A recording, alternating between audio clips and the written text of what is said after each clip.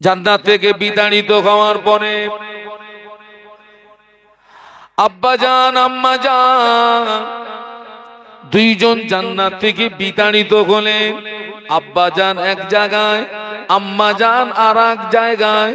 আব্বাজানের সঙ্গে আম্মাজানের দেখা নাই। আব্বাজান সব সময় রোনাজারি করেন, রব্বানা যালামনা আনফুসানা ওয়া ইল্লাম তাগফির লানা ওয়া তারহামনা লানাকুনান্না মিনাল খাসিরিন।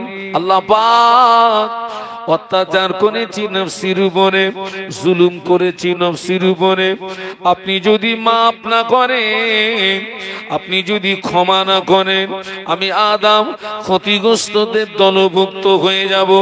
আব্বাজানের রোনাজারি, আব্বাজানের চোখের পানি আল্লাহ পাকের দরবারে কবুল হয় না। 300 বছর মতন্তরে 350 বছর রোনাজারি করার পরে মক্কা শরীফে আরাফাতের ময়দানে অবস্থিত জাবালুর রহমত নামক পাহাড়ের চূড়াতে আব্বাজানের দোয়া আল্লাহ পাকের দরবারে কবুল হয়ে গেল। এখান থেকে শিক্ষা নিতে হবে। হুকুম অমান্য করেছেন, কেঁদেছেন। আমরা সেই আদমের সন্তান, তো আমরা আল্লাহর হুকুম অমান্য করেছি কটা?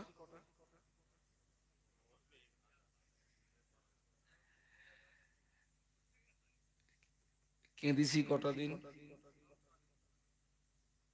আজকে রাতে যদি মরণ হয়,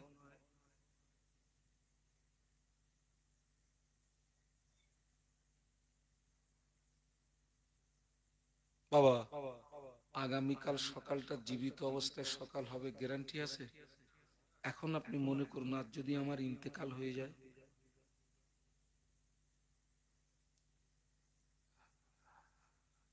আপনারা শোনেননি ফুরফুরা শরীফের যিনি বড় হাফেজ সাহেব নামে পরিচিত ছিলেন, কি নাম বলুন তো? আব্দুল লতিফ সাহেব রহমতুল্লাহ আলাইহি। আমার মুজাদ্দিদ জামানের মাজারে যাওয়ার আগে ওনার মাজারটা পড়ে। ওনার নাতি আলহাজ হাফেজ সাইফুল্লাহ সাহেব, যিনি খুব মোটা, আপনারা কেউ দেখেছেন? আহা,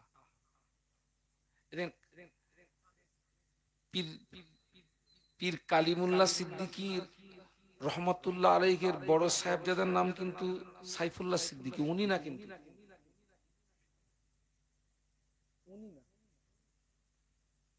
হাফেজ আব্দুল লতিফ সাহেব রহমতুল্লাহ আলাইহির নাতি আলহাজ হাফেজ মাওলানা সাইফুল্লাহ সাহেব দিনের বেলা একটা মাহফিল করেছেন, বাড়ি এসছেন, জোহরের নামাজ পড়েছেন, খেয়েছেন, উনি একটু বিশ্রামে চলে গেছেন, উঠেছেন, আসরের নামাজ পড়েছেন, রাতের মাহফিলের জন্য বার হবেন, হঠাৎ ওই যে হেঁকচি শুরু হলো, ব্যাস 2-3 মিনিটের ভিতরেই ইন্তেকাল হয়ে গেল। বলুন ইন্না লিল্লাহি ওয়া ইন্না ইলাইহি রাজিউন। এখান থেকে বাড়ি যাব গ্যারান্টি আছে? আব্বাজান যে 350 বছর কাঁদলেন, হুকুম অমান্য করেছেন একটা। আমরা তো আমাদের অন্যায় অপরাধ তো আসমান সম হয়ে গেছে। কটা দিন কেঁদেছেন, চোখের পানি ফেলেছেন। আল্লাহর কোরআন বলছে ফালইয়াদহাকু কলিলান ওয়ালিয়াবকু কাসীরা, বান্দা হাসো কম। বলুন, যত বেশি হাসবেন দিল মরে যাবে, বেশি হাসলে দিল মরে যাবে, অন্তর মরে যাবে, আল্লাহর ভয় থাকবে না, জাহান্নামের ভয় থাকবে না, আযাবের ভয় থাকবে না, কবরের ভয় থাকবে না, হাসরের ভয় থাকবে না, মিজানের ভয় থাকবে না, সিরাতের ভয় থাকবে না। যত বেশি কাঁদবেন আল্লাহ পাক ওই মরা দিলটাকে জিন্দা করে দেবে। আপনারা দেখবেন বৈশাখ মাস জ্যৈষ্ঠ মাসে জমিন মরে যায়, কি হয়? ফেটে চৌচির হয়ে যায় না জমিন। আবার যখন আষাঢ় মাস শ্রাবণ মাসে আল্লাহর আসমান থেকে রহমতের পানি বর্ষণ হয়, ওই মরা জমিনটা জিন্দা হয়ে ওর থেকে সবুজ লতার জন্ম হয়। আপনি যত বেশি হাসবেন, আনন্দ ফুর্তি করবেন, দিল মরে যাবে, অন্তর মরে যাবে, আল্লাহর ভয় থাকবে না। এত মাহফিল হচ্ছে বাবা, সত্যি আল্লাহর ভয় আছে? হ্যাঁ, এত মাহফিল হচ্ছে, পাকা পাকা বেঈমান দেখেন না, পাকা পাকা বেঈমান, এত মাহফিল হচ্ছে। আমার তো মনে হয় কেউ যদি আমাকে একটা হেলিকপ্টার কিনে দিত, এই 4 চাকায় আমি 2টোর বেশি আর মাহফিল করতে পারছি না, টাইম মেনটেনেন্স করা যাচ্ছে না। একটা যদি কেউ কি বলে হেলিকপ্টার কিনে দিলে আরো মনে হয় 2টো করে মাহফিল দিতে পারতাম, এত মাহফিল।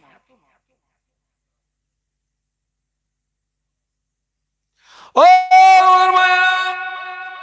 নবী আমার, দিন দুনিয়ার বাদশাহ হাবিবুল্লাহ জনাবে মুহাম্মাদুর রাসূলুল্লাহ সাল্লাল্লাহু আলাইহি ওয়াসাল্লামের কলিজা ছেঁড়া সাহাবী হযরত আবু বকর সিদ্দিক রাদিয়াল্লাহু আনহু, যিনি হলেন আল্লাহর নবী, যিনি হলেন মুসলিম জাহানের প্রথম খলিফা।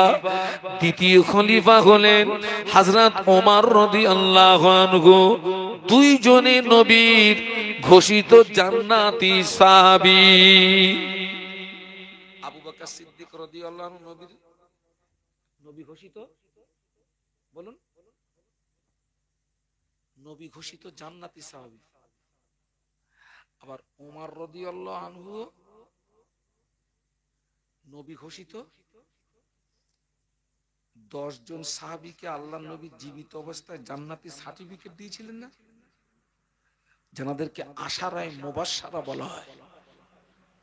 সবাই মিলে বলুন কি বলা হয়? আশারায়ে মুবাশশারা। তো 2 জন নবী ঘোষিত জান্নাতি সাহাবী হযরত ওমর রাদিয়াল্লাহু আনহু একদিন আবু বকর সিদ্দিককে সালাম দিয়ে বলছেন, ভাই আবু বকর, আমি ওমরের সারা জীবনের ইবাদত আপনাকে দিয়ে দেব, বিনিময়ে আপনার একটা রাতের ইবাদত আমাকে দেবেন? আপনাদের ঘুম লাগেনি তো? কথাটা কে কাকে বললেন? ওমর রাদিয়াল্লাহু আনহু বললেন আবু বকর সিদ্দিক হুজুরকে, ও ভাই আবু বকর, আমি ওমরের সারা জীবনের আমল আপনাকে দিয়ে দেব, বিনিময়ে আপনার একটা রাতের ইবাদত আমাকে দেবেন? আবু বকর সিদ্দিক রাদিয়াল্লাহু আনহু বলেছেন, আমি পারবো না। কেন জানেন? আল্লাহ নবী বলেছিলেন, ও আমার সাহাবীরা, আমি আমার সব সাহাবীদের ঋণ আমি রাসূলুল্লাহ পরিশোধ করে দিয়েছি। আবু বকরের ঋণ আমি রাসূলুল্লাহ পরিশোধ করতে পারলাম না। আবু বকরের ঋণ পরিশোধের দায়িত্ব আমার পক্ষ থেকে স্বয়ং আল্লাহ নিয়েছে। যদি বোঝেন তবে মজা লাগবে। আচ্ছা, যে ব্যক্তির ঋণ পরিশোধের দায়িত্ব নবীর পক্ষ থেকে আল্লাহ নিয়েছেন, ওই মানুষটার কি আখিরাত সম্পর্কে আর কোনো চিন্তা ভাবনা বা টেনশন থাকার দরকার আছে?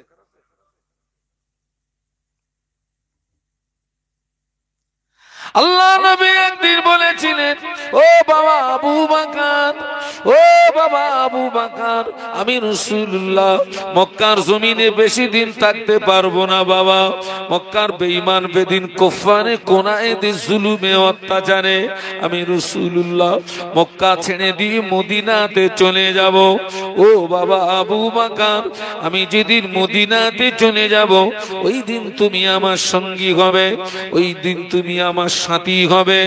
এই কথাটা বলার 6 মাস পরে নবীর হিজরত হচ্ছে। গভীর রাত, নিশুতি রাত, কাফেররা নবীর ঘরটা ঘিরে ফেলেছে।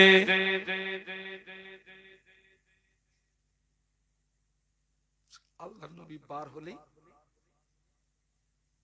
বলুন বলুন, আল্লাহর নবী বার হলে কাফেররা কি করবে? আচ্ছা, ওরা যে নবীর ঘরটা ঘিরে দাঁড়িয়ে আছে, ওরা যে এই আপনার আপনার পরিকল্পনা করে ওরা যে দাঁড়িয়ে আছে, খবরটা আল্লাহ রাখে না রাখে না? আমাদের আল্লাহ কি ঘুমায়? লা তাখুযুহু সিনাতুন ওয়ালা নাওম। আমাদের রব ঘুম থেকে পবিত্র। একটু জোরে বলুন। আমাবস্যার বিদঘুটে অন্ধকার রাতে জমিন দিয়ে যে ছোট্ট ছোট্ট পিপিলিকা গুলো চলে, ওই পিপিলিকার আওয়াজ আমার আল্লাহ শুনতে পায়। আটলান্টিক মহাসাগরের নিচে যে ক্ষুদ্র ক্ষুদ্র প্রাণীগুলো চলে, যেগুলো মাইক্রোস যন্ত্র ছাড়া দেখা অসম্ভব, ওই ক্ষুদ্র প্রাণী যখন ক্ষুধার জ্বালায় চিৎকার মারে, আল্লাহ আরশে আজিম থেকে ওদের আওয়াজ শুনতে পায়। ওরা যে এই পরিকল্পনা নিয়ে দাঁড়িয়ে, আল্লাহ পাক সঙ্গে সঙ্গে তার স্পেশাল মেসেঞ্জার শাদীদুল কুওয়া রুহুল আমিন কে জিবরাইল আমিনকে পাঠিয়ে দিলেন। ও জিবরাইল চলে যা, আমার হাবিবকে গিয়ে বলো এই মুহূর্তে মদিনাতে হিজরত করতে বলো। কাফেররা আমার নবীর ঘরটা ঘিরে দাঁড়িয়ে আছে, বার হলে মেরে দেবে। আমার হাবিবকে গিয়ে বলো মক্কা থেকে এই মুহূর্তে মদিনাতে হিজরত করতে বলো। জিবরাইল আমিন আলাইহিস সালাম আল্লাহ নবীকে সে সালাম দিয়ে খবর শোনালেন। আল্লাহ নবী কেঁদে ফেললেন, ও ভাই জিবরাইল, ওরা আমাকে মেরে দেবে। আল্লাহ পাক আমাকে আদেশ করেছেন মদিনাতে হিজরত করার জন্য, কিন্তু আমি যাব কি করে?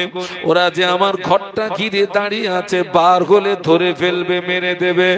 জিবরাইল আমিন আলাইহিস সালাম বলেছিলেন, ইয়া রাসূলুল্লাহ, হুজুর আপনি ঘাবড়াবেন না, আল্লাহ পাক জানিয়ে দিয়েছেন আপনি শুধু এক মুষ্ঠ বালু ওদের দিকে নিক্ষেপ করবেন।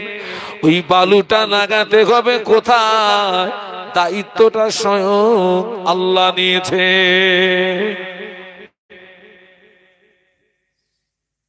আপনার কাজ হবে শুধু এক মুষ্ঠ বালু ওদের দিকে।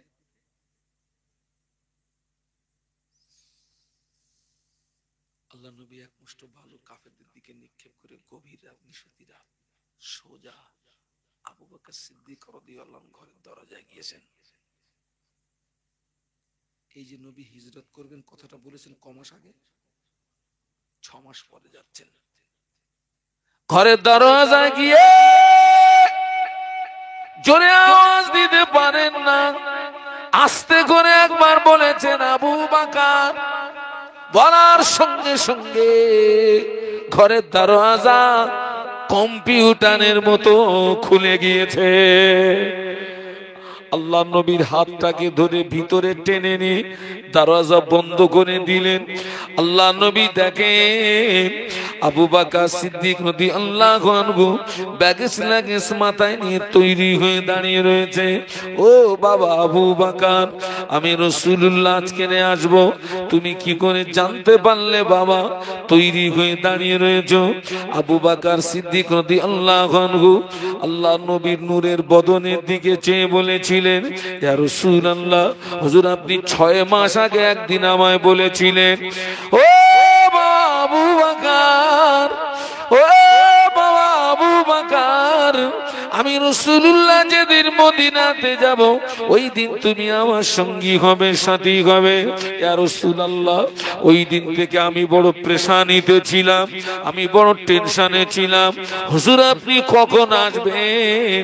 আমি আবু বকর যদি ঘুমিয়ে যাই, আপনি রাসূলুল্লাহ ঘরের দরওয়াজায় দাঁড়িয়ে দাঁড়িয়ে আবু বকর, আবু বকর, আবু বকর বলে যদি ডাকেন, আপনার সঙ্গে বেয়াদবি হয়ে যাবে, আল্লাহ পাক নারাজ হয়ে যাবে। এই কথা মনে করে আমি আবু বকর আপনার ইন্তজারে 6 মাস ঘরের দরওয়াজায় দাঁড়িয়ে দাঁড়িয়ে রাত কাটিয়ে দিয়েছি। 6 মাস ঘুমাইনি। কমাস কার জন্য? আল্লাহ নবীর জন্য যে লোকটা 6 মাস ঘুমাননি, বিনিময়ে ওটা ইবাদতে শামিল হবে না? হবে না?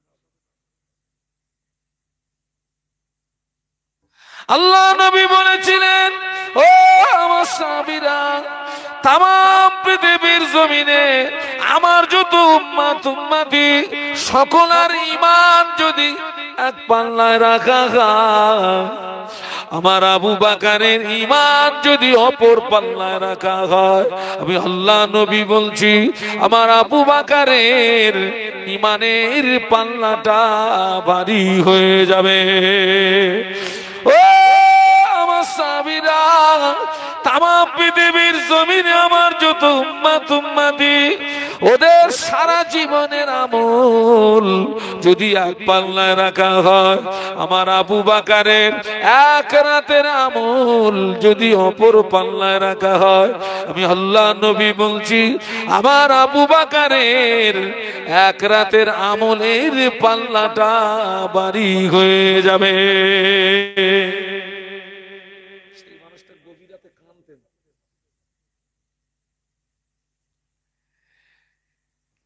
কি বলে কাঁদতেন জানেন?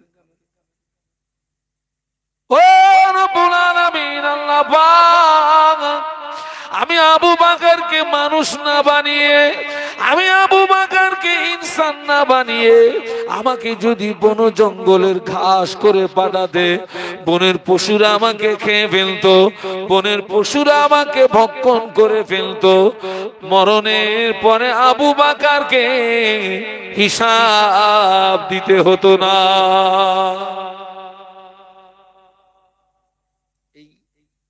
এই কথাটা বাড়ি গিয়ে ভাববেন,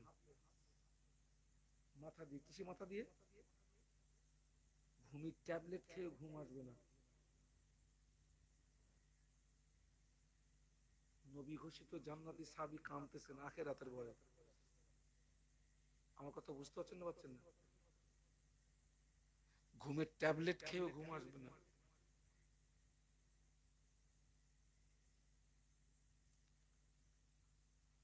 কিয়ামতের ময়দানে আল্লাহ যদি আমাদের কাছ থেকে যদি কৈফিয়ত নেন, কৈফিয়ত, জাহান্নাম ছাড়া কোনো গতি থাকবে না।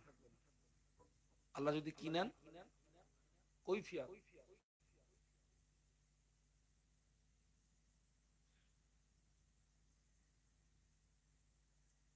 আল্লাহ নবী এই দোয়াটা খুব বেশি বেশি করতেন। আল্লাহুম্মা, বলুন, আল্লাহুম্মা হাসিবনি হিসাবান ইয়াসীরা, আল্লাহুম্মা হাসিবনি হিসাবান ইয়াসীরা। বাংলা মানে হলো, আল্লাহ কিয়ামতের ময়দানে তুমি আমার হিসাবটাকে সহজ করে দিও। বলুন আমিন। এই ছেলেরা, কিয়ামতের ময়দানে যদি আল্লাহ পাক হিসাব সহজ করে দেন, আল্লাহ পাক যদি হিসাব সহজ করে দেন, তবেই জান্নাত পাওয়ার। আগে বলছে, আল্লাহ যদি মনে করে যে এর কাছ থেকে আমি কৈফিয়ত নেব, একটা কদম তোলা যাবে না। সহজ হিসাব কিরকম জানেন? কিয়ামতের ময়দানে আল্লাহ পাক যার হিসাবকে সহজ করবেন বলে মনে করবেন, আপনারা মনে করুন এটা হচ্ছে কিয়ামতের ময়দান। এটা কিয়ামতের ময়দানে আল্লাহ পাক যে বান্দা বান্দির হিসাবকে সহজ করবেন বলে মনে করবেন, আল্লাহ পাক ওই বান্দাকে পর্দার আড়ালে নিয়ে যাবে। সুবহানাল্লাহ বলেন না। পর্দার আড়ালে নিয়ে গিয়ে বলবে, বান্দা এই অন্যায়টা করেছিলি বান্দা, এই অপরাধটা করেছিলি বান্দা, এই গোনাটা করেছিলি বান্দা। বান্দার মনে পড়ে যাবে, আল্লাহ এই অন্যায়টা আমি করে ফেলেছিলাম, এই অপরাধটা আমি করে ফেলেছিলাম, এই গোনাটা আমি করে ফেলেছিলাম। বান্দা তত্তর করে কাঁপবে, চোখ দিয়ে টপ টপ করে পানি গড়িয়ে যাবে। বান্দা থরথর করে কাঁপবে, চোখ দিয়ে টপ টপ করে পানি গড়িয়ে যাবে। আল্লাহ পাক, আল্লাহ পাক, আল্লাহ পাক আমাকে জাহান্নামায় দেবেন না আল্লাহ। আল্লাহ বলে, বান্দা রে, ও আমার বান্দা, আজ হাসরের ময়দানে তুই কাঁদিস না বান্দা, রোনাজারি করিস না বান্দা। আজ আমি আল্লাহ পাক তোকে পর্দার আড়ালে নিয়ে এসেছি। ও আমার বান্দারে যা, আমি আল্লাহ পাক আজ হাসরের ময়দানে তোর জীবনের আসমান সমূহ গুনাহগুলোকে গোপনে গোপনে গোপনে মাফ করে দিলাম।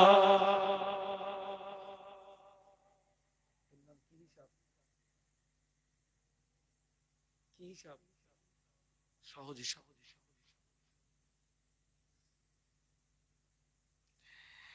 এই দোয়াটা করতে হবে বদমাইশি রানিং রেখে না, আপনার বদমাইশি বন্ধ করে। হ্যাঁ, এখন আমার যদি বদমাইশিও বন্ধ থাকে আর দোয়াও যদি রানিং থাকে, গ্রামে পীর সাহেব এসছে, গ্রামে পীর সাহেব এসছে।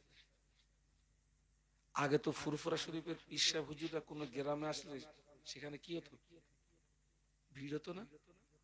এখান থেকে 15 বছর 20 বছর আগে 2-10 গ্রামের মানুষ হাজির হয়ে যেত। পীর সাহেব এসছে গ্রামে, মানুষ সব কাতার দিয়ে দাঁড়িয়ে গেছে।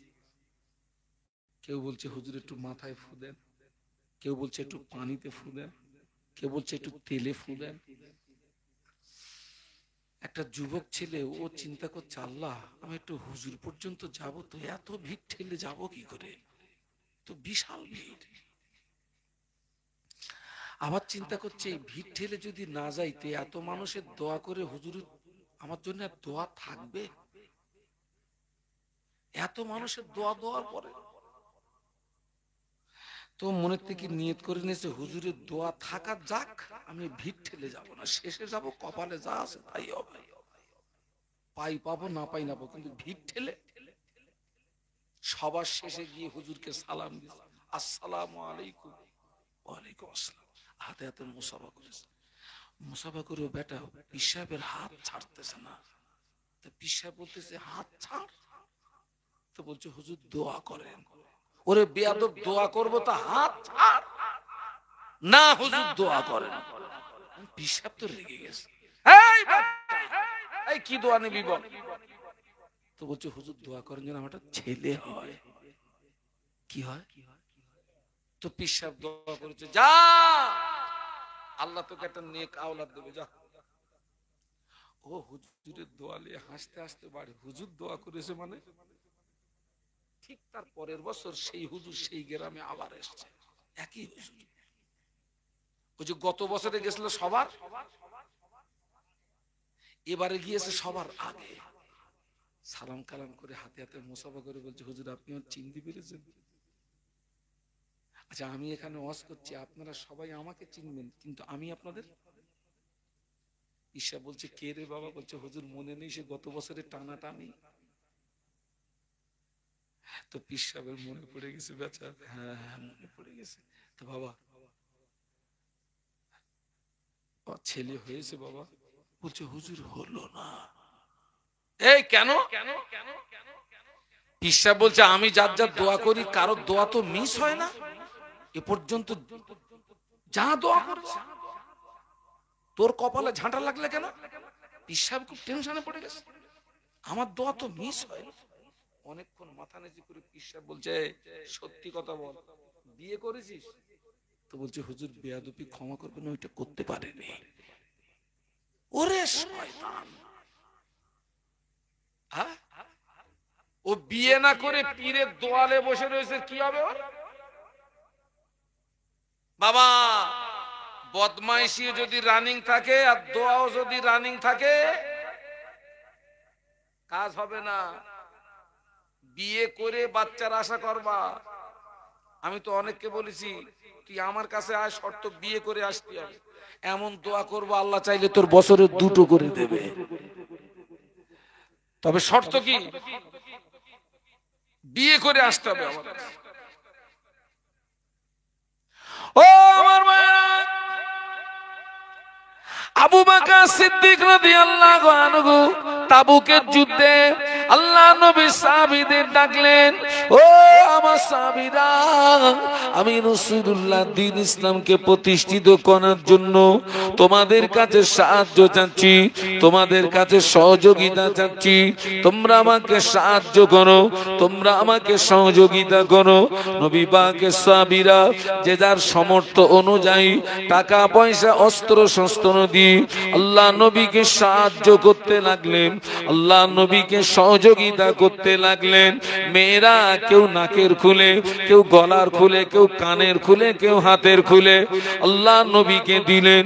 আল্লাহ নবীর সামনে সম্পদের একটা স্তূপ হয়ে গেল, আল্লাহ নবীর সামনে সম্পদের একটা টিলা হয়ে গেল। আল্লাহ নবী দেখেছেন সবাই এসেছে, সবাই দিয়েছে, আবু বকর এখনো আসে না।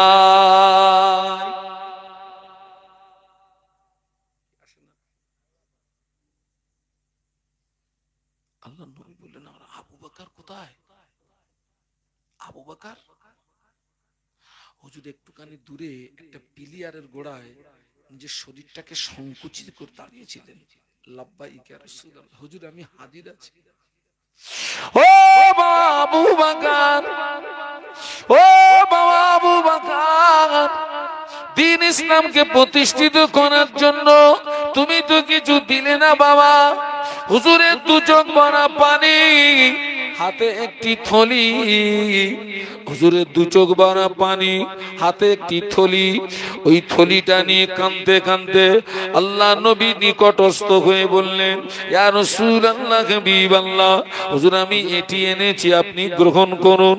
আল্লাহ নবী থলিটাকে নিয়ে খুলে দেখে ওই থলিতে কয়েক দিরহাম পাওয়া গেল, কিছু গম বা কিছু জব পাওয়া গেল। বাবাজি, অন্য সাহাবীরা যা দিয়েছেন তুলনা অনুযায়ী আবু বকর সিদ্দিক রাদিয়াল্লাহু আনহু দানটা বড় অল্প দান, নগণ্য দান। অথচ আল্লাহ নবী বলেছিলেন, ও আমার সাহাবীরা, আজকের দিনে তোমরা সকলে মিলে আমাকে যা দিয়েছো, সকলার চেয়ে আবু বকরের দানটা আল্লাহ পাকের দরবারে বেশি পছন্দনীয় হয়ে গিয়েছে। তোমরা সবাই মিলে আমাকে যা দিয়েছো, অথচ সবচেয়ে কম দিয়েছেন কে? যারা অনেক বেশি বেশি দিয়েছেন তাদের মনে প্রশ্ন জাগবে না? জাগবে না? আল্লাহ আমরা এত এত দিলাম। আল্লাহ নবী ওই সাহাবীদের ডাকলেন, ও বাবা ওমর, বাবা আলী, বাবা উসমান, বাবা আব্দুর রহমান ইবনে আওফ, তোমরা আমাকে কতটা দিয়েছো, বাড়িতে কতটা রেখে এসছো? ইয়া রাসূলুল্লাহ, হাবিবাল্লাহ, আপনাকে অর্ধেকটা দিয়েছি, বিবি বাল বাচ্চার জন্য অর্ধেকটা বাড়িতে রেখে এসেছি। আল্লাহ নবী আবু বকরকে ডাকলেন, ও আবু বকর, তুমি আমাকে কতটা দিয়েছো, বাড়িতে কতটা রেখে এসছো? হুজুর কেঁদে উঠে বলেছিলেন, ইয়া রাসূলুল্লাহ, হাবিবাল্লাহ, আমার বাড়িতে সম্পদ হিসাবে যা কিছু ছিল আপনার কদমে বিলিয়ে দিয়েছি। বাড়িতে আমার আল্লাহ আল্লাহর রাসূলকে রেখে এসেছি। জোরে বলুন না সুবহানাল্লাহ। সেই মানুষটা কাঁদতেছে।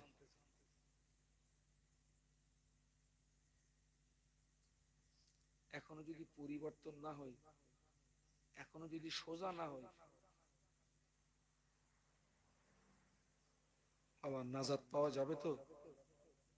হ্যাঁ, সোজা যদি হতে হয় তো জ্যান্ত অবস্থায় সোজা হই, মরার পরে এমনিও সোজা, পুরো কাট কাট হয়ে গেছে। সোজা যদি হতে হয় জীবিত অবস্থা সোজা হতে হবে। আজকে দেখেন সমাজ, দেখেন আপনাদের একটু পাশেই মসজিদ, পাশেই মসজিদ,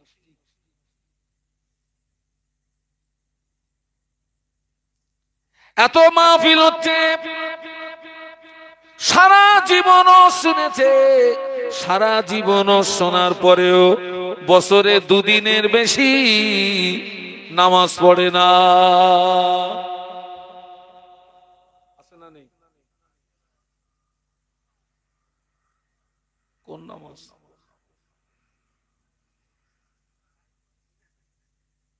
সারা জীবনও শোনার পরেও বছরে দুদিনের বেশি নামাজ পড়ে না।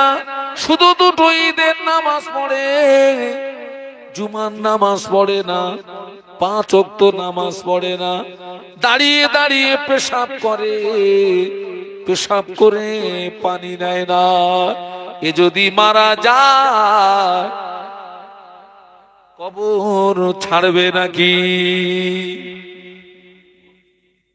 মেয়েদের ঈদের নামাজ নাই, মেয়েদের জুমার নামাজ নাই, মেয়েদের ঈদের নামাজ নাই, মেয়েদের জুমার নামাজ নাই। সমাজে অনেক নারী আছে সারা বছরে আল্লাহর জমিনে একটা সেজদা দেয় না। অনেক মহিলারা পেশাব করে পানি নেয় না। ওরা যদি বিনা তওবায় মারা যায় আল্লাহর জাহান্নামের আগুন তোদের ছাড়বে না।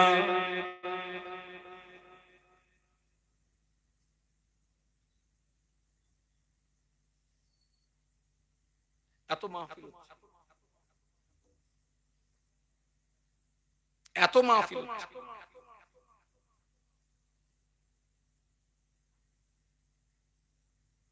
বাবা, এই যে আপনারা সব রাত জেগে জেগে ওয়াজ শুনছেন বাবা, এটা কি ইবাদত বলুন তো? বলুন। এটা হচ্ছে নফল ইবাদত। আর 5 ওয়াক্ত নামাজটা কি বলুন তো?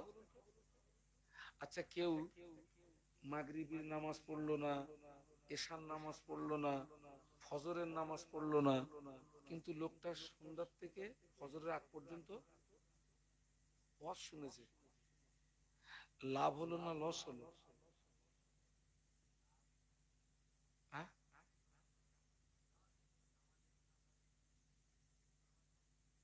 লস না?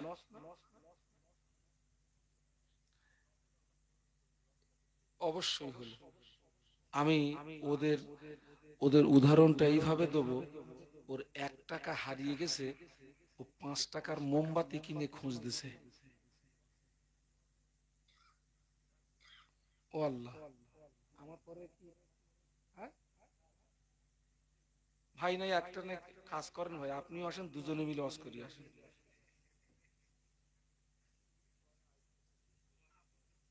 দরুদ শরীফ আল্লাহুম্মা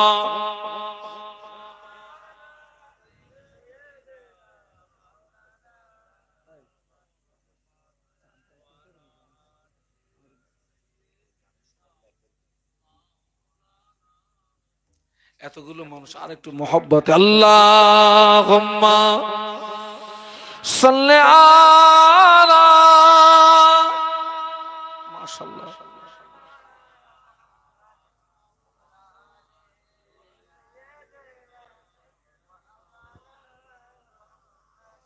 इन हवाओं से कह दो ना इधर,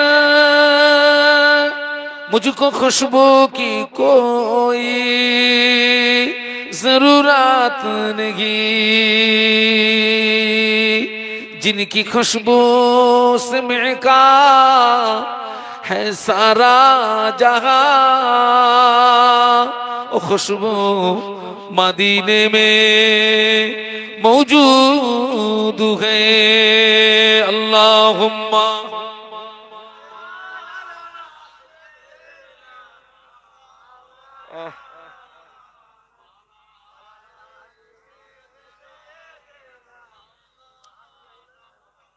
আমার ছেলেরা, জওয়ানেরা, যুবকেরা, বাবা আবার বলছি, এই জায়গাটা পরিবর্তন হওয়ার জায়গা, সংশোধন হওয়ার জায়গা।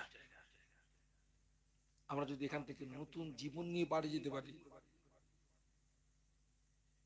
তবে আমার জীবনটা ধন্য।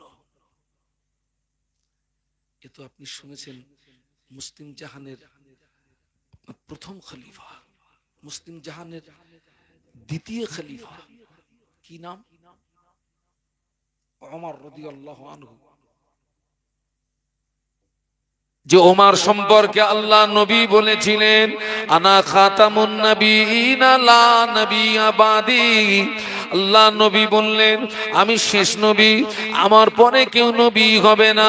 ওয়ালাউ কানা বাদ নবিয়ান লাকানা ওমরু নবিয়ান।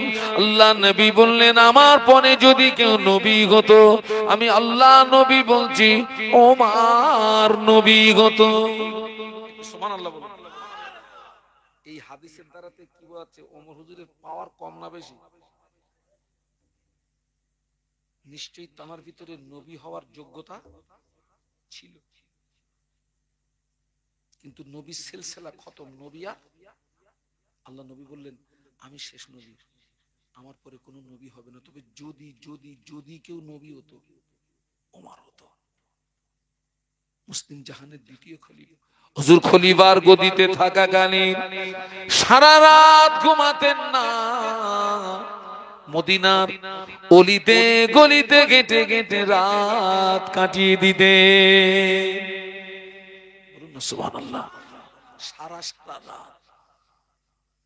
হুজুর একদিন মদিনার মসজিদের মেম্বারে দাঁড়িয়ে এত রোনাজারি করছিলেন, এত কান্নাকাটি করছিলেন।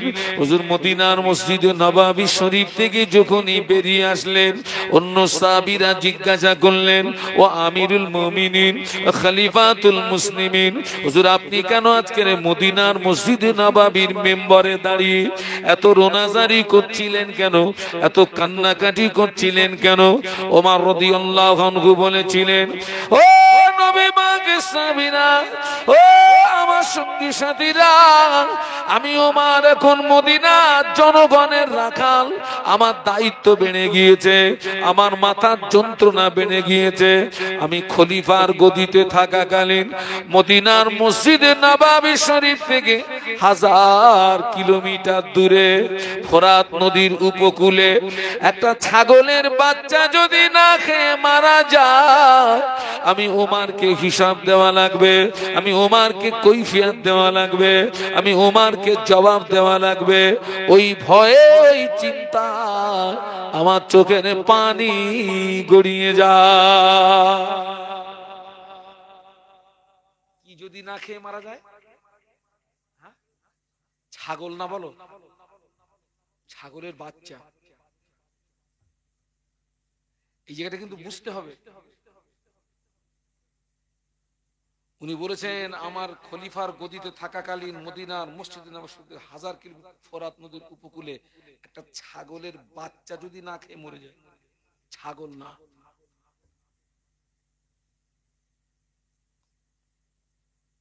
কতটা ভয় ছিল ভিতরে। অথচ আল্লাহ নবী বলছেন, আমার পরে যদি কেউ নবী হতো। হুজুর আমার খলিফার গদিতে থাকাকালীন সারা রাত ঘুমাতেন না, মদিনার অলিতে গলিতে, অলিতে গলিতে, অলিতে গলিতে হেঁটে হেঁটে রাত কাটিয়ে দিতেন। একদিনের দেখতে পাওয়া যায়, হুজুর মদিনার রাস্তা দিয়ে হেঁটে যাচ্ছেন, কিছুটা দূর থেকে দুটো বাচ্চার কান্নার আওয়াজ হুজুরের কানে ভেসে আসে। হুজুরের মনে কৌতূহল বেড়ে গেল, কেন দুটো বাচ্চা কাঁদে, কেন দুটো বাচ্চা রোনাজারি করে।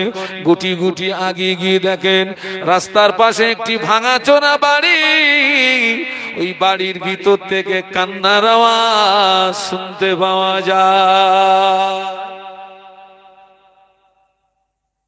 রাস্তার পাশের ভাঙাচোরা বাড়ি, বাড়ির ভিতর থেকে কান্নার আওয়াজ আসছে।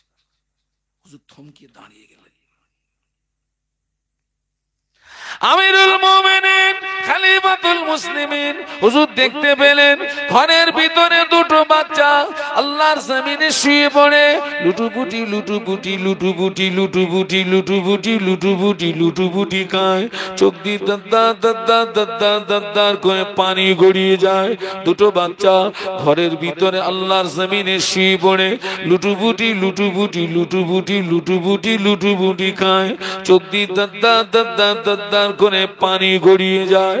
আর একজন মহিলা উনানের উপরে হাঁড়ি চাপিয়ে দিয়ে নিচে দিয়ে জাল দিচ্ছে আর আওয়াজ দিচ্ছে, বাবা সবর করো সবর করো সবর করো, রান্না করছি, রান্না হয়ে গেলে খেতে দেব, বাবা সবর করো সবর করো সবর করো। আমিরুল মুমিনিন খলিফাতুল মুসলিমিন এই দৃশ্যটা দেখে আওয়াজ দিলেন, ও মদিনার রমণী, বাচ্চা দুটো কেন কাঁদে? কান্নার কারণটা আমাকে বলেন না। মদিনার রমণী বলেছিলেন, ও আমিরুল মুমিনিন ও খলিফাতুল মুসলিমিন, আজ কয়েকদিন অতিবাহিত হলো, আমার স্বামীর ইন্তেকাল হয়ে গিয়েছে, বাচ্চাদের বড় ভুখা পেয়েছে, বাচ্চাদের বড় ক্ষুধা পেয়েছে, আমি মা হয়ে ওদের মুখে একটু আহার তুলে দেবো এমন কিছু আমার কাছে নাই। আমি বাচ্চাদের চোখের পানি সহ্য করতে না পেরে ওনারে একটা হাঁড়ি চাপি, ওই হাঁড়িতে কিছু পাথর আর পানি দিই, আমি নিচে দিয়ে জাল দিচ্ছি, পানির ফোঁটা আওয়াজে বাচ্চাদের সান্ত্বনা দিয়ে রেখেছি, বাবা সবর করো সবর করো সবর করো সবর করো, রান্না করছি, রান্না হয়ে গেলে খেতে দেব।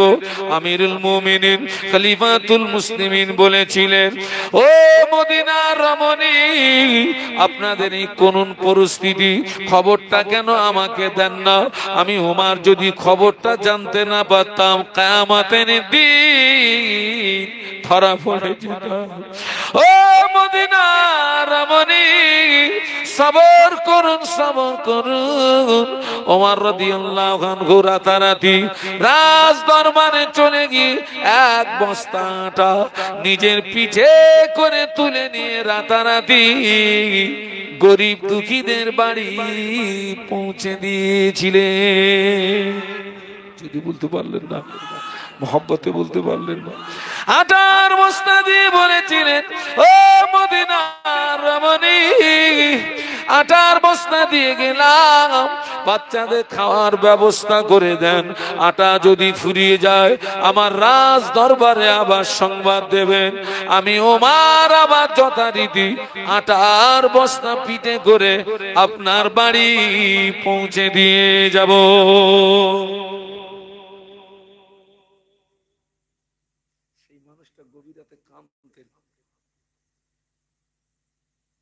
আমার কথা বুঝতে পারছেন না? পাচ্ছেন না?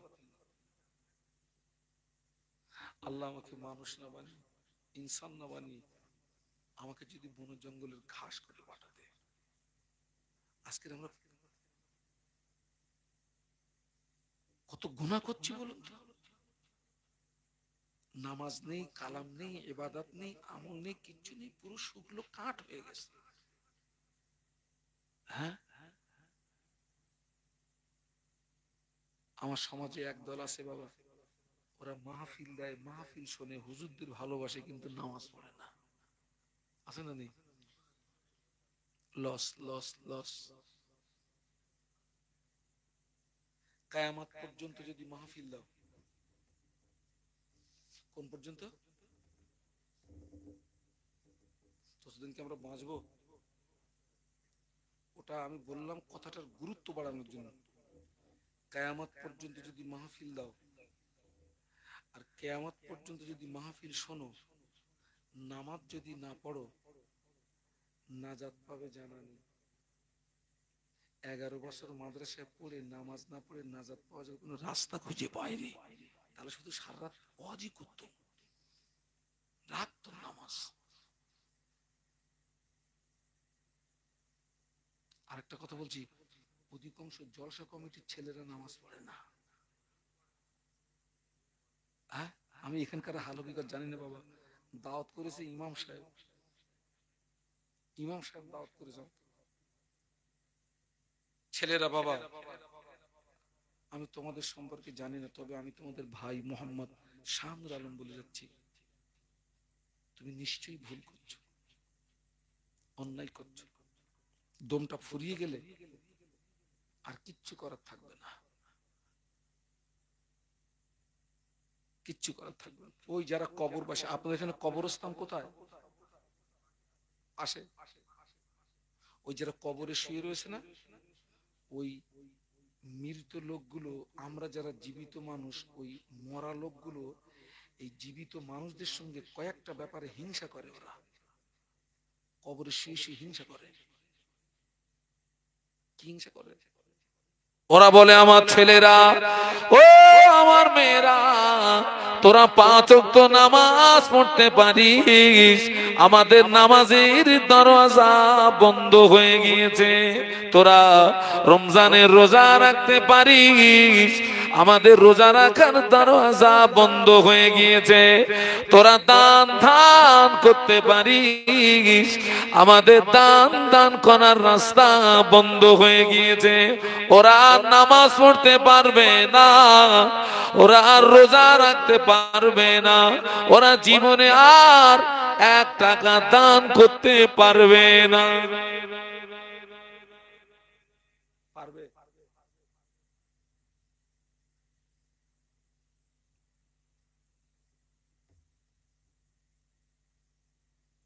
সাপ্তাহিক একটা নামাজ, জুমার নামাজ, সময় নেই। হ্যাঁ,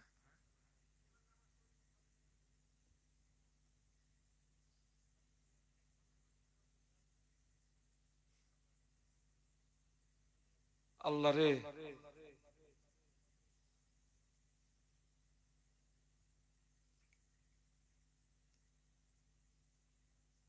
সাপ্তাহিক জুমার নামাজ যদি কেউ না পড়ে, তার নামটা মুসলমানের খাতায় থাকে না। আল্লাহ নবী 1500 বছর আগে নূরে জবানে বলে গেলেন, মান তারাকা সালাসা জুমআতিন মিন গায়রি উযরিন কুতিবা মিনাল মুনাফিকিন। আল্লাহ নবী বললেন, যে ব্যক্তি বিনা কারণে বিনা ওজরে পরস্পর 3টে জুমা ছেড়ে দেবে, ওই ব্যক্তির নামটা মুসলমানের খাতা থেকে কেটে ওর নামটা মুনাফিকের খাতায় লেখা হয়। মুনাফিকের ঠিকানা কোথায়? আল্লাহর কোরআন সাক্ষী দিয়েছে, ইন্নাল মুনাফিকিনা ফিদ দারকিল আসফালি মিনান নার। মুনাফিকের ঠিকানা হলো জাহান্নামের নিম্নতম স্থান। বলুন নাউজুবিল্লাহ, নাউজুবিল্লাহ।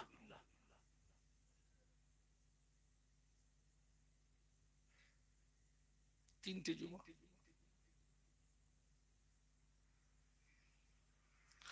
ও আমার মায়া, আল্লাহ নবী মদিনার মসজিদে নববী শরীফে বসে আছেন।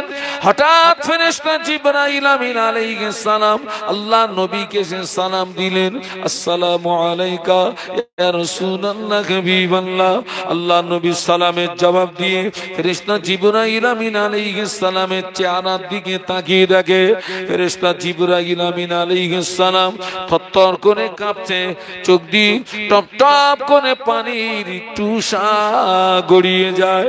আল্লাহ নবী জিজ্ঞাসা করেছিলেন, ইয়া আখি জিবরাইল, ও ভাই জিবরাইল, তুমি প্রতিদিন আল্লাহ পাকের পক্ষ থেকে আমার কাছে কত সুখবর নিয়ে আসো, তোমার কত নূরানি চেহারা দেখি, হাসিন চেহারা দেখি, আজকে তোমার চেহারার পরিবর্তন ঘটার কারণ কি বলো? কি হয়েছে তোমার? কিসের জন্য তুমি কাঁদো? ফেরেশতা জিবরাইল আমিন আলাইহিস সালাম বলেছিলেন, ইয়া রাসূলুল্লাহ হাবিবাল্লাহ, হুজুর আমি জিবরাইল এই মুহূর্তে আল্লাহ পাকের কঠিন জাহান্নাম থেকে ঘুরে আসলাম। আল্লাহর জাহান্নাম এত শক্ত জায়গা, আল্লাহর জাহান্নামের আগুন এত কঠিন, ওই জাহান্নামকে পরিদর্শন করার সঙ্গে সঙ্গে আমার চেহারাটা বিকৃতি হয়ে গিয়ে চোখে পানি গড়িয়ে যায়। আল্লাহ নবী বললেন, ও ভাই জিবরাইল, জাহান্নামের ভিতরে কি কি পরিদর্শন করলে আমাকে একটু বলো না ভাই, আমাকে একটু শোনাও না ভাই। ইয়া রাসূলুল্লাহ, হাবিবাল্লাহ, জাহান্নাম হলো 7টি। জাহান্নামের একটি দরওয়াজা থেকে অপর দরওয়াজা 70 বছরের রাস্তা হবে। একটি দরওয়াজা থেকে অপর দরওয়াজা তাপ 70 গুণে বেশি হবে। ইয়া রাসূলুল্লাহ, আল্লাহ পাক জাহান্নামের আগুনকে সর্বপ্রথম 1000 বছর জ্বালান। 1000 বছর জ্বালানোর পরে জাহান্নামের আগুনের রং হলো সাদা। আল্লাহ আবার 1000 বছর জ্বালান। 1000 বছর জ্বালানোর পরে জাহান্নামের আগুনের রং হলো লাল। আল্লাহ আবার 1000 বছর জ্বালান। 1000 বছর জ্বালানোর পরে জাহান্নামের আগুনের রং হলো কালো। ইয়া রাসূলুল্লাহ, ইয়া হাবিবাল্লাহ, জাহান্নামের আগুন এত কালো, যারা জাহান্নামী হবে আগুনের মতো পাশাপাশি দাঁড়িয়ে থাকবে, কিন্তু না না, জাহান্নামের আগুন এত কালো একে অপরকে দেখতে পাবে না। বলুন আল্লাহু আকবার। একটু জবান খুলে বলুন, এত কালো হবে জাহান্নামের আগুন।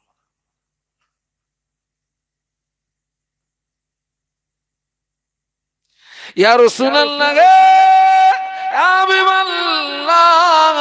জাহান্নামীদের যে পোশাক হবে, ওই পোশাকটাকে নিয়ে আসমান এবং জমিনের মাঝখানে যদি ঝুলিয়ে দেওয়া হয়, জাহান্নামীদের পোশাকের তাবে তাম পৃথিবীর মানুষ মারা যাবে।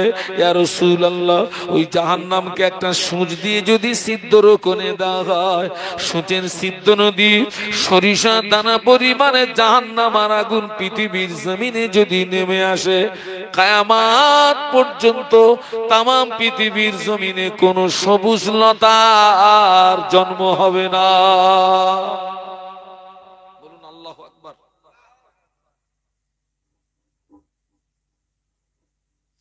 ইয়া রাসূলুল্লাহ, ইয়া হাবিবাল্লাহ, যারা জাহান্নামী হবে, জাহান্নামীদের একটা একটা দাঁত উহুদ পাহাড়ের মতো বড় হবে। কিসের মতো? আপনারা কেউ উহুদ পাহাড় দেখেছেন? আল্লাহ আমাকে বহুবার দেখিয়েছে। উহুদ পাহাড়, জাহান্নামীদের একটা একটা দাঁত হবে উহুদ পাহাড়ের মতো। জাহান্নামীদের গায়ের চামড়া 42 হাত পুরু হবে। কত? এই ছেলের জোরে বলো না।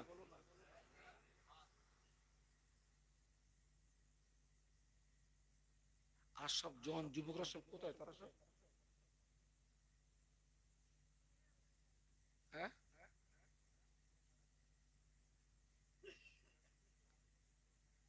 ঘুমিয়ে গেছে নাকি?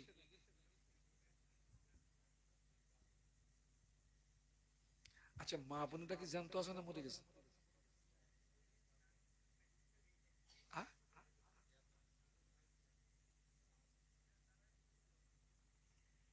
আরে জ্যান্ত মানে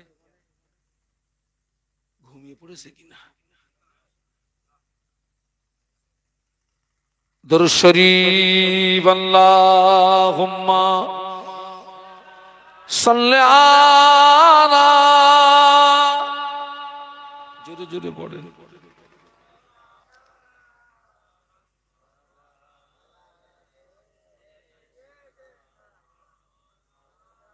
জাহান্নামীদের গায়ের চামড়া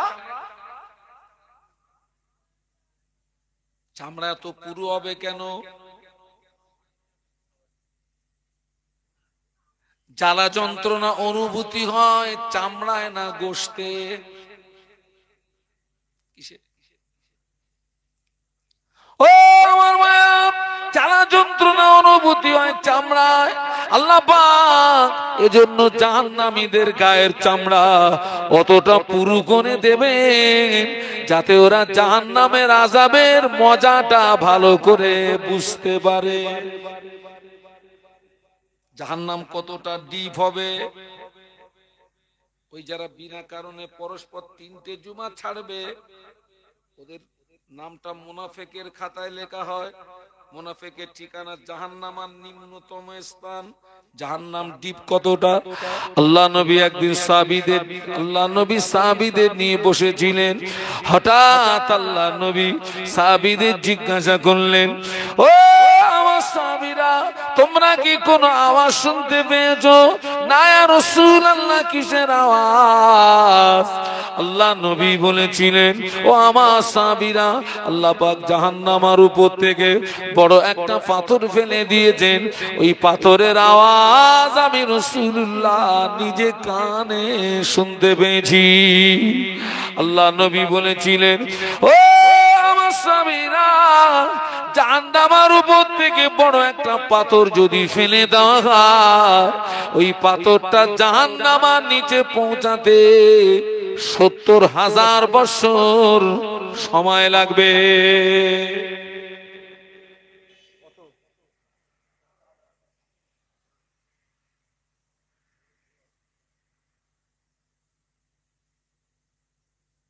এই যে ৪০টা বাড়ির সব জুমার নামাজে আসে তো?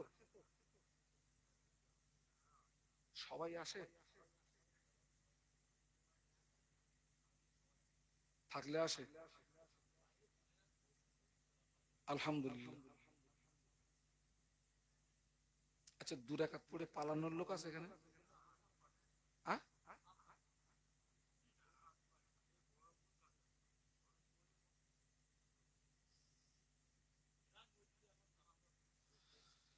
১০ বছর ১৫ বছর আগে এই সমস্ত রোগগুলো ছিল বাবা?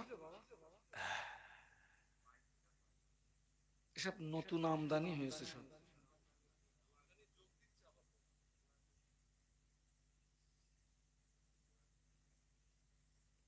আল্লাহ পাক আমাদেরকে হেদায়েত দেন, বলুন আল্লাহুম্মা আমিন। আমি আপনাদের প্রত্যেককে বলে যাচ্ছি, ৫ ওয়াক্ত নামাজ পড়বেন, সাপ্তাহিক জুমার নামাজ পড়বেন। তবে জুমার নামাজ আমার ভাই বলেছেন টোটালে নামাজ হচ্ছে ২২ রাকাত। ২২ই পড়বেন। খবরদার ২ রাকাত ফরজ নামাজ পড়ে যেন চলে যাবেন না।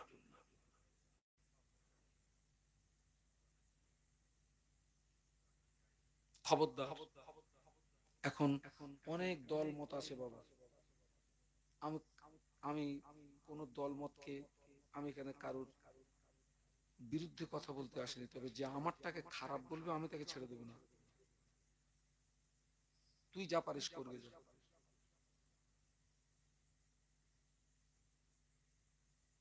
এসব নতুন নতুন আমদানি। এতদিন দেখতাম যে লোকটা এইখানে হাত বেঁধে নামাজ পড়ছে, এখন দেখছি সে আবার বুকে হাত তুলেছে। আমি বললাম, বাবা তুই যে একদিন এখানে হাত বেঁধে পড়লি, ওটা ভুল হয়ে গেছে। এরপরে দেখবেন একদল নামাজি বেরোবে, ওরা এখানেও বাঁধবে না, এখানে বাঁধবে না, কপালে বাঁধ। যত দূর সব কপালে, কপালে বাঁধ।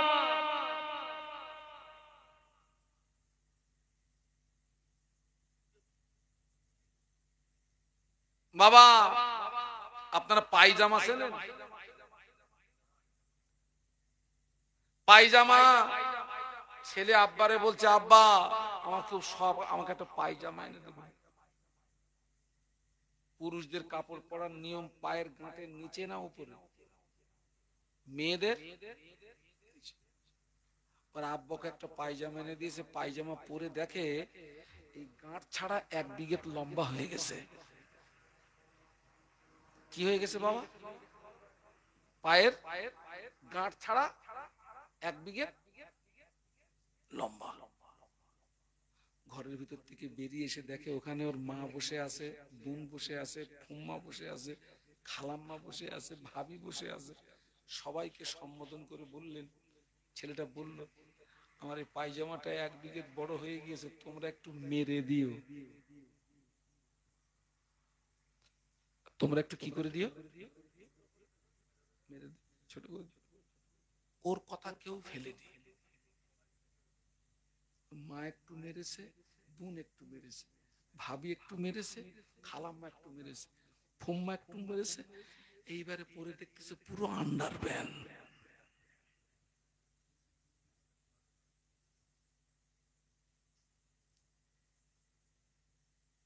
এত জীবন দেখে আসলাম, আমাদের বাপ দাদা 14 পুরুষরা সব জুমায় এসছে, 22 রাকাত পড়েছে, আখেরি মোনাজাত করেছে।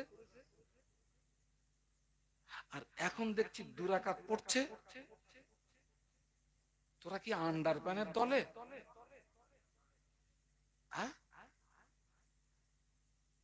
আন্ডার প্যান বানাচ্ছ?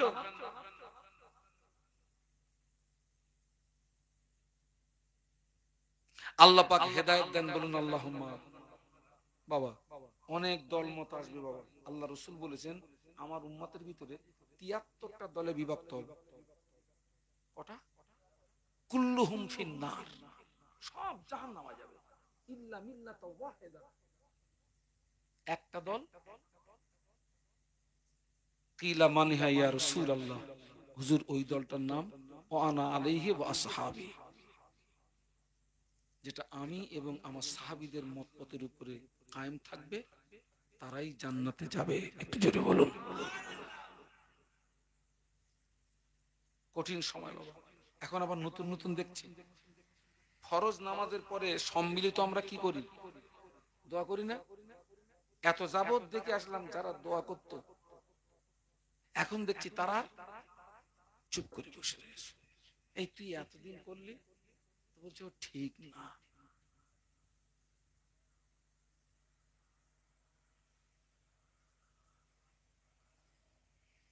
আল্লাহ ওদেরকে হেদায়েত দেন, বলুন আল্লাহুম্মা। হেদায়েত দেন। খুব সাবধান, এটা আখিরি জমানা। কোন জমানা বাবা? ঈমান নিয়ে বাঁচা সহজ না কঠিন বাবা? খুব কঠিন।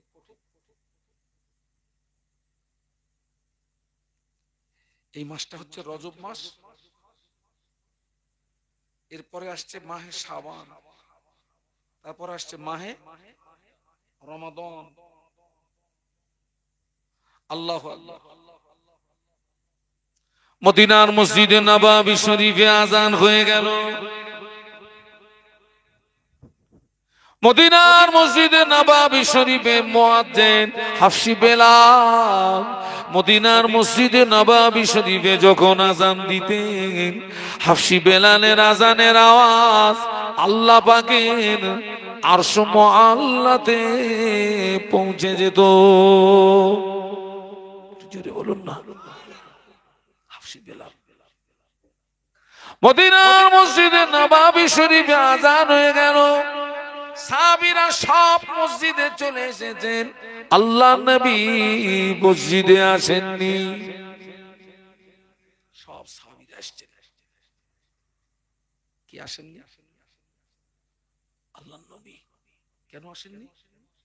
উনি খুব অসুস্থ, খুব উঠে দাঁড়ানোর মতো ক্ষমতা নেই, এত অসুস্থ। সাহাবীরা এসেছেন ঠিকই, কিন্তু সাহাবীরা নামাজ শুরু করতে পারছেন না, কারণ নবীর অবর্তমানে ওই ইমামতির জায়গায় দাঁড়াবেটা কে? বাবা ওই ইমামতির জায়গাটা সহজ জায়গা না কঠিন জায়গা?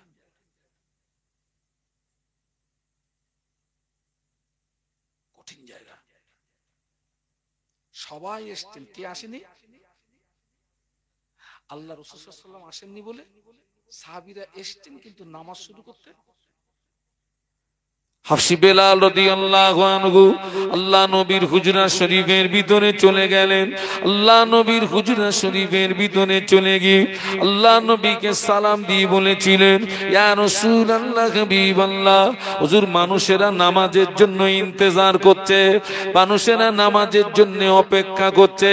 আল্লাহ নবী বললেন, বাবা বেলাল চলে যাও, মুর আবা বকরিন ফালিউসাল্লি বিন নাস। ও বাবা বেলাল, আমার আবু বাকারকে গিয়ে বলো, আমার আবু বাকার যেন মানুষের নামাজটাকে পড়িয়ে দেয়। কাকে গিয়ে বলো? বাবা বেলাল।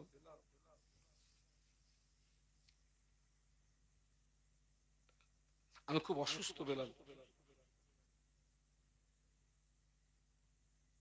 আবু বাকারকে গিয়ে বলো। আমাদের আম্মা জান আয়েশা সিদ্দিকা রাদিয়াল্লাহু তাআলা আনহা আল্লাহ নবীর নূরের বদনের দিকে চেয়ে বলেছিলেন, ইয়া রাসূলুল্লাহ হাবিবাল্লাহ, হুজুর আমার আব্বা জানকে ইমামতির জায়গায় দাঁড় করাবেন না। আমার আব্বা জানের মনটা বড় নরম, আমার আব্বা জানের অন্তরটা বড় নরম। আমার আব্বা জানকে ইমামতির জায়গায় দাঁড় করিয়ে দিলে আমার আব্বা জান আপনাকে না পেয়ে কেঁদে ফেলবে, আমার আব্বা জান আপনাকে না পেয়ে রোনাজারি করবে। হুজুর এই দায়িত্বটা আপনার অন্য কোন সাহসী সাহাবীকে দিন। আল্লাহ নবী আবার বললেন, ও বাবা বেলাল চলে যাও, মুর আবা বাকরিন ফালিয়ুসাল্লি বিন্নাস, আমার আবু বাকারকে গিয়ে বলো আমার আবু বাকার যেন মানুষের নামাজটা পড়িয়ে দেয়। আল্লাহ নবীর অনুমতিতে আবু বাকার সিদ্দিক রাদিয়াল্লাহু আনহুর ইমামতিতে মদিনার মসজিদে নববী শরীফে, মদিনার মসজিদে নববী শরীফে নামাজ শুরু হলো। যখনই নামাজ শুরু হলো আল্লাহ নবী আর ঘরের ভিতরে থাকতে পারছেন না। আল্লাহ নবী অস্থির হয়ে পড়েছেন, আল্লাহ নবী ব্যাকুল হয়ে পড়েছেন। আল্লাহ নবী আলীকে ডাকলেন, আল্লাহ নবী আব্বাস রাদিয়াল্লাহু আনহুমাকে ডাকলেন, ও বাবা আলী, ও বাবা আব্বাস, আমার হুজুরাতে আসো। দুইজন সাহাবী আল্লাহ নবীর হুজুরা শরীফের ভিতরে আসলেন। আল্লাহ নবী দুই সাহাবীর কাঁধের উপরে ভর করে আল্লাহ নবী মসজিদে আসছিলেন। আল্লাহ নবী দুই সাহাবীর কাঁধের উপরে ভর করে আল্লাহ নবী মসজিদে আসছিলেন। আল্লাহ নবী এত দুর্বল, সাহাবীদের কাঁধের উপরে ভর করার পরেও আল্লাহ নবীর কাদাম মোবারক জমিনে খেসড়িয়ে যাচ্ছিল। আল্লাহ নবীর কাদাম মোবারক দুটি জমিনে খেসড়িয়ে যাচ্ছিল। ওই অবস্থায় রাসূলুল্লাহ মসজিদে আসলেন। আল্লাহ নবী সাহাবীরা নামাজের ভিতরে আল্লাহ নবীকে দেখতে পেয়ে কোন সাহাবী সুবহানাল্লাহ পড়লেন, কোন সাহাবী আলহামদুলিল্লাহ পড়লেন, কোন সাহাবী আল্লাহু আকবার পড়লেন। আবু বকর সিদ্দিক রাদিয়াল্লাহু আনহু ইমামতির জায়গা থেকে বুঝতে পেরেছেন আল্লাহ নবী মসজিদে চলে এসেছেন। ও আমার ভাইরা, সাহাবীরা নবীকে আগে দিলেন। আবু বকর সিদ্দিক রাদিয়াল্লাহু আনহু ইমামতির জায়গা থেকে পিছিয়ে আসলেন। আল্লাহ নবী অসুস্থ শরীরে শুধু নামাজ পড়েন না, আল্লাহ নবী মদিনার মসজিদে নববী শরীফে সাহাবীদেরকে নিয়ে বসে বসে বসে বসে নামাজের ইমামতি করেছিলেন।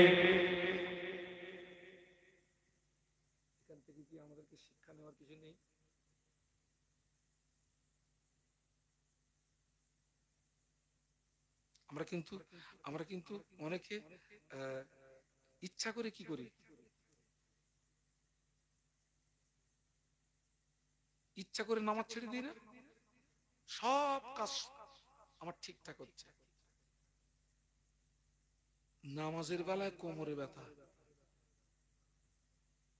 মরে কবর পর্যন্ত এসো না।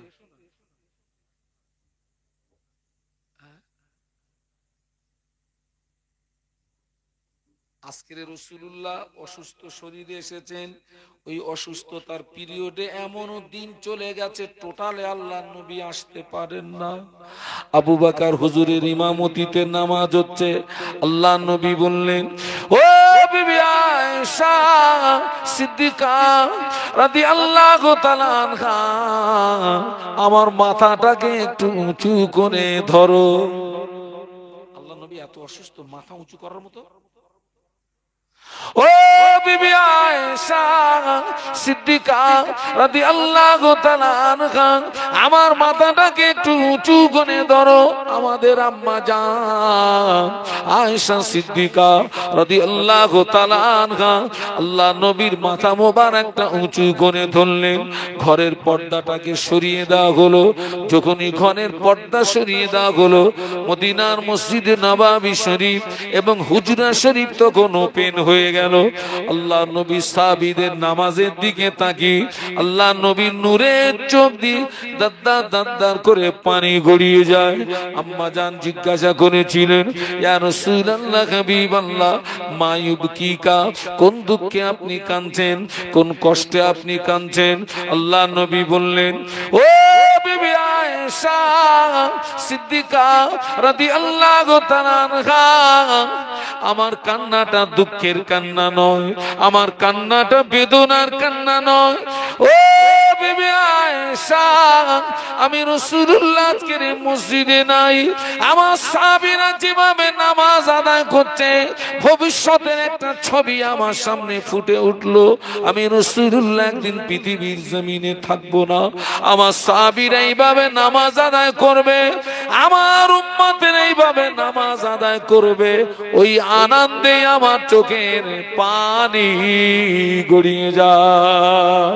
ও বিবি আয়েশা, আজকের কান্নাটা আমার দুঃখের কান্না নয়, আজকের কান্নাটা আমার বেদনার কান্না নয়, আজকের কান্নাটা হলো আমার আনন্দেরই কান্না।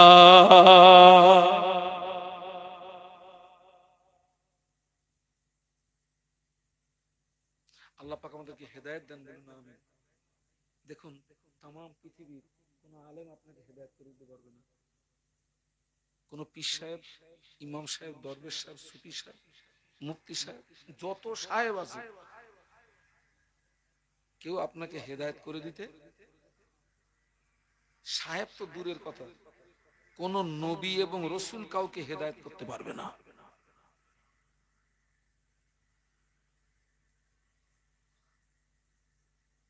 নবীদের যদি হেদায়েত করার ক্ষমতা থাকতো, হাগা নূহ নবীর ছেলের নাম কি? কেনান। আবার ঠিকানা কোথায়? বাপ নবী, ছেলে কোথায় যাচ্ছে? যে হেদায়েত পাওয়ার মন তৈরি করে আল্লাহ পাক তাকেই হেদায়েত নসিব করে। একটু সুবহানাল্লাহ বলবেন না? যে যে হেদায়েত পাওয়ার মন তৈরি করে আল্লাহ পাক তাকেই হেদায়েত নসিব করে। যে পরিবর্তন হওয়ার মন তৈরি করে আল্লাহ পাক তাকেই। আবার বলছে আজকের এই মাহফিলটাকে আমরা জীবনের শেষ মাহফিল মনে করি, শেষ সাক্ষাৎ মনে করি এটাকে। ভাইরা আমার, সারা জীবন তো হেসেছি, এবার একটু চোখ দুটোকে একটু কাঁদাতে শেখাই। আপনি কোন অপরাধের অপরাধী আপনি জানেন আর আল্লাহ জানে, আমি কোন অপরাধের অপরাধী আমি জানি আর আল্লাহ জানে। জীবনের গুনার কথা মনে করে আল্লাহর ভয়ে, জাহান্নামের ভয়ে, আযাবের ভয়ে, কবরের ভয়ে কাঁদবেন, ক্ষমা চাইবেন। আল্লাহ, অন্যায় হয়ে গেছে, ভুল হয়ে গেছে, আর জীবনে ইচ্ছাকৃত নামাজ ছেড়ে দেবো না, 5 ওয়াক্ত নামাজ, জুমার নামাজ, কাঁদবেন। বান্দার গুনাহ যদি হয় আসমান পর্যন্ত, আল্লাহ পাকের ক্ষমা আরশে আজিম পর্যন্ত। তারপর সুবহানাল্লাহ বলতে পারলেন না? আসলে মনে হয় কথাটা আপনারা বুঝতে পারেননি, যদি বুঝতে পারতেন আরো অ্যাডভান্স সুবহানাল্লাহ বেরিয়ে আসত। বান্দার গুনাহ যদি হয় আসমান পর্যন্ত, আল্লাহ পাকের ক্ষমা আরশে আজিম পর্যন্ত। ফুরফুরা শরীফে মুজাদ্দিদুজ্জামান আমির শরিয়ত কুতুবুল আলম দাদা হুজুর পীর কিবলা রহমাতুল্লাহ আলাইহি কোরআন শরীফের একটি আয়াতে শরীফা তেলাওয়াত করতেন আর কাঁদতেন, আর ভক্ত মুরিদদের বলতেন, বাবারা, আল্লাহ পাক কোরআন শরীফের ভিতরে এই আয়াতে শরীফা যদি নাজিল না করত, আমি আবু বকর বুক ফেটে মরে যেতাম। কুল ইয়া ইবাদিয়াল্লাযীনা আসরাফু আলা আনফুসিহিম লা তাকনাতু মির রাহমাতিল্লাহ ইন্নাল্লাহা ইয়াগফিরুদ যুনুবা জামিআ ইন্নাহু হুয়াল গফুরুর রহিম। ও আমার ভক্ত মুরিদেরা, আল্লাহ পাক কোরআন শরীফের ভিতরে আয়াতে শরীফা যদি নাজিল না করত, আমি আবু বকর বুক ফেটে মরে যেতাম। কেননা এই আয়াতে শরীফার ওসিলায় আমার আল্লাহ কাল কিয়ামতে ময়দানে তার কোটি কোটি কোটি কোটি কোটি কোটি বান্দা বান্দি দিগকে আল্লাহ পাক নাজাত দান করবে। লা তাকনাতু মির রাহমাতিল্লাহ। বাবা এখনো নিঃশ্বাসটা জারি আছে, এখনো তওবার দরজা খোলা আছে। দমটা ছুটে গেলে ব্যাস সব দরজা বন্ধ, সব দরজা বন্ধ।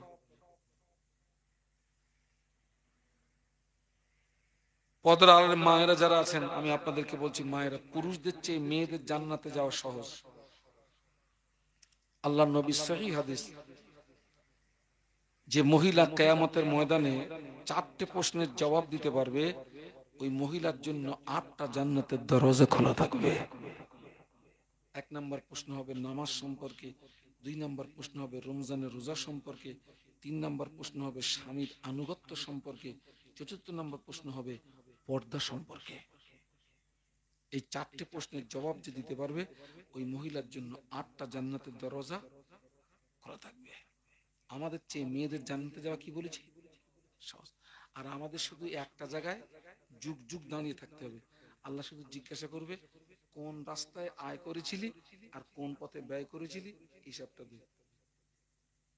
পারবো হুজুরে দাঁড়িয়ে শ্রোতাও, সেই জন্য ওই দোয়াটা বেশি বেশি করবেন। মনে আছে?